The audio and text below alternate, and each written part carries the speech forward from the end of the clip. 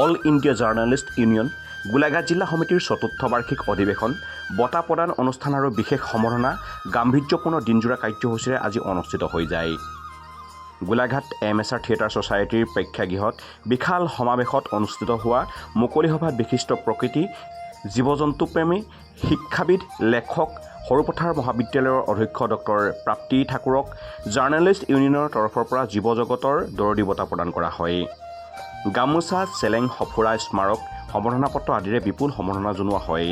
উল্লেখ্য যে ডক্টৰ প্ৰাপ্তি ঠাকুৰে শৈক্ষিক, বৌদ্ধিক, সামাজিক ক্ষেত্ৰখনলৈ বলিষ্ঠ অৱদান আগবঢ়োৱাৰ লগতে দীৰ্ঘদিন জীৱ-জন্তু প্ৰকৃতিৰ সংৰক্ষণৰ বাবে নিস্বাৰ্থ অৱদান আগবঢ়াই আহিছে। প্ৰাপ্তি ফাউণ্ডেশ্যনৰ জন্ম দি বহু বছৰ ধৰি জীৱ-জন্তুৰ সুৰক্ষা, আশ্ৰয়, আহাৰ আদি যোগান ধৰি মহানুভাৱ প্ৰদৰ্শন কৰিছে। জাৰ্ণালিষ্ট ইউনিয়নৰ গোলাঘাট জিলা সমিতিৰ সভাপতি জয়ন্ত গগৈৰ সভাপতিত্বত বিশিষ্ট সাংস্কৃতিক কৰ্মী আব্দুল কাছিমে আঁত ধৰা অনুষ্ঠানত প্ৰবীণ সাংবাদিক জিতু শৰ্মা ৰাজখোৱাক সাংবাদিকতাৰ জীৱনজোৰা সাধনা বঁটা আৰু প্ৰবীণ সাংবাদিক সমাজকৰ্মী দিগন্ত কুমাৰ ভূঞাক সাংবাদিকতা আৰু শ্ৰেষ্ঠ সংগঠক বঁটা প্ৰদান কৰে। অনুষ্ঠানত বিশেষভাৱে সম্বৰ্ধনা জনাই সমাজকৰ্মী পুনৰ ৰাজখোৱা, জিতু শইকীয়া আৰু কৃতি বক্সাৰ ৰাষ্ট্ৰীয় বক্সিঙৰ বিষয়ববীয়া দিগন্ত নাথক। অনুষ্ঠানৰ আৰম্ভণিতে বন্তি প্ৰজ্বলন কৰে সদৌ অসম ছাত্ৰ সন্থাৰ উপসভাপতি অভিৱৰ্তন গোস্বামীদেৱে। অল ইণ্ডিয়া জাৰ্ণালিষ্ট ইউনিয়নৰ উত্তৰ পূৰ্বাঞ্চলৰ সম্পাদক সত্যজিৎ হাজৰিকাই আদৰণি ভাষণ প্ৰদান কৰাৰ মুকলি সভাৰ শুভ উদ্বোধন কৰে আটছা গোলাঘাট জিলা সমিতিৰ সভাপতি সুশীল কালিন্দীয়ে।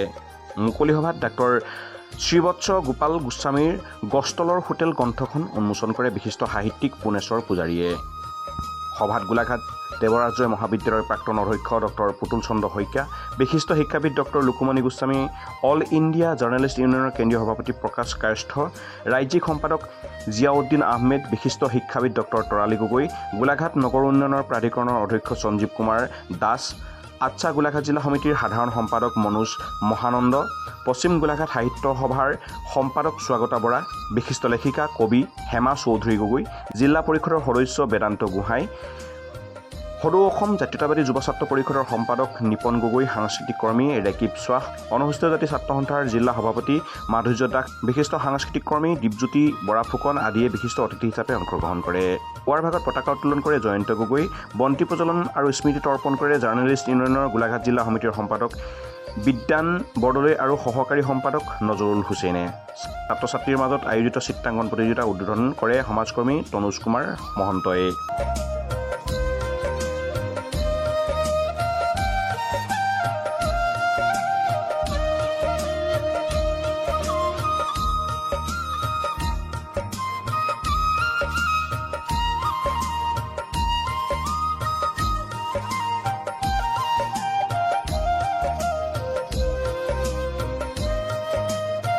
গোলাঘাটৰ পৰা মেঘালী শইকীয়াৰ সহযোগত খবৰ গোলাঘাট।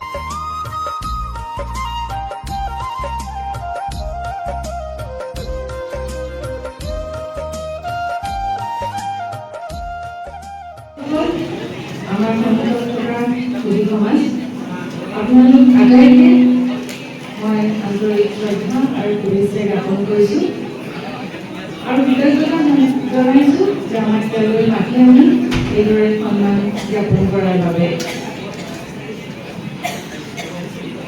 আমি আচলতে প্ৰত্যেকেই আমাৰ যিখন দৈনিক জীৱনৰ জীৱিকা সম্পৰ্কীয় যিখন কৰ্মক্ষেত্ৰ সেইখনৰ উপৰিও আমি এখন নিজৰ জগতৰ সন্ধান কৰি থাকোঁ, যিখন জগতত আমি কাম কৰিবলৈ ভাল পাওঁ, যিখন জগতৰ প্ৰতি আমি দায়বদ্ধতা অনুভৱ কৰোঁ।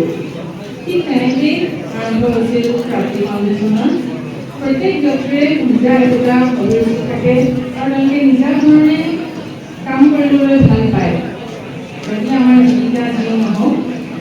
ঠিক সেইদৰে ময়ো সেইবোৰ গোলাঘাট জিলাৰ অখিল ভাৰতীয় পতাকা মহাসভাৰ চতুৰ্থ বাৰ্ষিক যি অধিৱেশন, এই অধিৱেশনত তেখেতসকলে সমাজৰ গণ্যমান্য ব্যক্তিসকলক যি আহি সন্মান যাচিলে, তাক আমি কেন্দ্ৰীয় কমিটিৰ তৰফৰ পৰা ধন্যবাদ জনাইছোঁ।